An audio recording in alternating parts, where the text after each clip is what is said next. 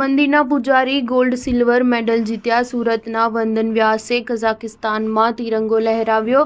World strength લિફ્ટિંગમાં 9 દેશના 190 ખેલાડીને પછડાટ આપી. સુરતમાં 50 વર્ષની ઉંમરના હનુમાન મંદિરના પૂજારી વંદન વ્યાસે કઝાકિસ્તાનમાં આયોજિત 11મું world strength lifting incline bench ચેમ્પિયનશિપમાં ગોલ્ડ મેડલ અને સિલ્વર મેડલ જીત્યો છે. ખભામાં ઇન્જરી હોવાથી તેઓએ સર્જરી કરાવી હતી. ડોક્ટરે વજન ઉંચકવાની ના પાડી હોવા છતાં તેમણે સખત મહેનત કરી અને આજે આંતરરાષ્ટ્રીય સ્તરે ગોલ્ડ અને સિલ્વર મેડલ મેળવ્યો છે.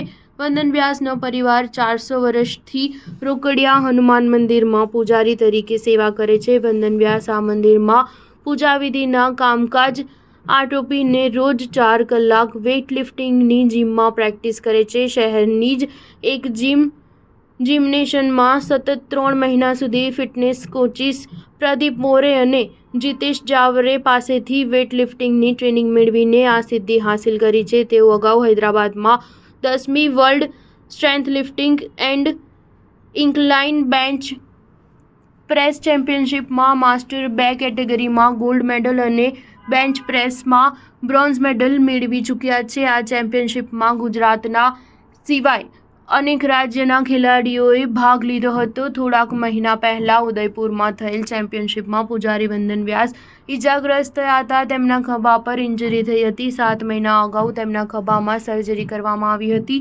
ડોક્ટરે તેમને વજન ઉંચકવાની ના પાડી હતી. તેમ છતાં વંદન વ્યાસે અથાગ મહેનત કરી અને હનુમાનજી ભગવાનના આશીર્વાદથી આ સિદ્ધિ મેળવી છે. વંદન વ્યાસ આ સિદ્ધિનો શ્રેય હનુમાનજી ભગવાનને આપે છે.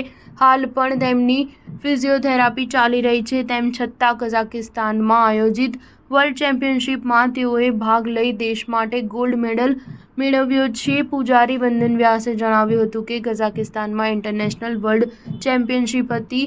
એની અંદર મને ગોલ્ડ અને સિલ્વર મેડલ મળ્યા છે. ઇન્ક્લાઇન બેન્ચમાં ગોલ્ડ મેડલ, સ્ટેન્ડ 15માં સિલ્વર મેડલ મળ્યો છે. કઝાકિસ્તાનના જે હરીફ હતા તેમને હરાવીને ગોલ્ડ મેડલ મેળવ્યો છે. સિલ્વર મેડલમાં પણ કઝાકિસ્તાનના જ હરીફને હરાવ્યા હતા. આની અંદર 9 દેશમાંથી બધા ખેલાડીઓ આવ્યા હતા. આશરે 190 ખેલાડીઓ હતા. સ્ટાર ન્યૂઝ 7 હંમેશા સચ્ચાઈની સાથે.